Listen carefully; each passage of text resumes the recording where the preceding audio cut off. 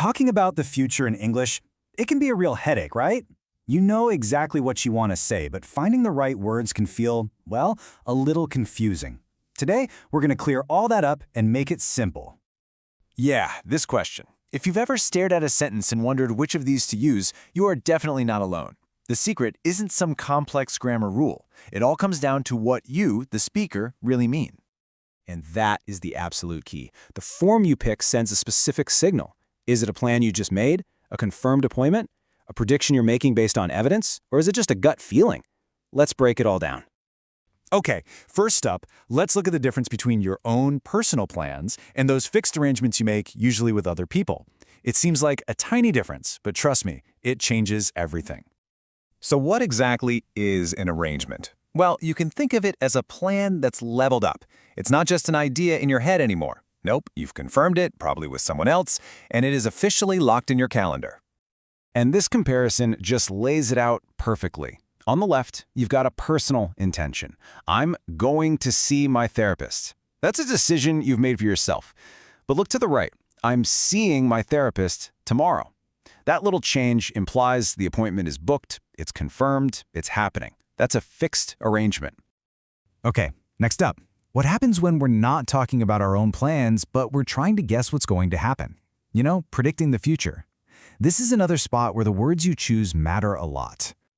So the big question you have to ask yourself is why you're making the prediction. Is it because you can see something right now, clear evidence in front of your eyes? Or is it based more on a personal opinion, something you believe or just expect to happen? And this makes it crystal clear. You look up at the sky, it's dark and gray, you have evidence. So you say, it's going to rain. But if you're talking about someone's exam, you don't really know, right? It's just your opinion. So you'd say, I think he'll fail. One is based on sight, the other is based on a thought.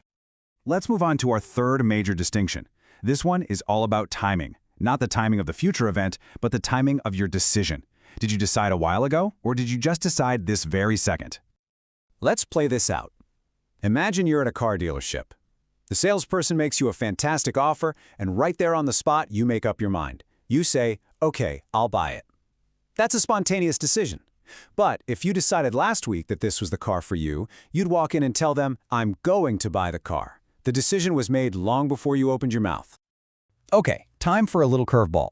This is a special case that catches a lot of people out. When we talk about things like public transport or official schedules, English has a funny little quirk. So have a look at this sentence. The boat blank the island on Friday. Now, we're definitely talking about the future here. So what do you think? What goes in that blank space? Will leave? Is going to leave? Is leaving? What does your gut tell you? And the answer is the present simple. I know. It feels strange, but this is the rule for things that run on a fixed official timetable. We're talking trains, planes, class schedules, anything set in stone. So the right way to say it is, the boat leaves the island on Friday. Even though it hasn't happened yet, we use the present simple because that departure is a fixed fact on the official schedule.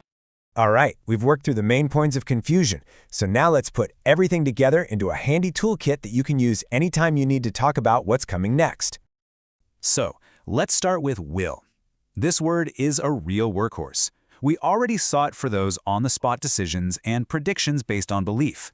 But you'll also use it for making offers, promises, requests, even threats. It's your go-to for spontaneous, in-the-moment communication about the future.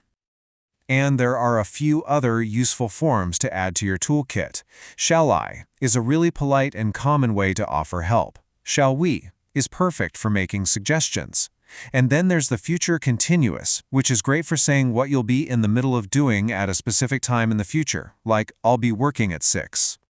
And here it is, your ultimate cheat sheet. So next time you're about to talk about the future, just pause and ask yourself, what's my real intention here? If you're making a spur-of-the-moment decision, you'll grab will. If you're talking about a plan you made last week, you'll use be going to. A confirmed booking in your calendar? That's present continuous. And an official timetable? Easy, that's present simple. It really is that straightforward. So there you have it. It's not about memorizing endless rules. It's about understanding what you want to say and choosing the right tool for the job. You now have the complete toolkit to talk about your plans, your predictions, and your future with total confidence. So how are you going to talk about yours?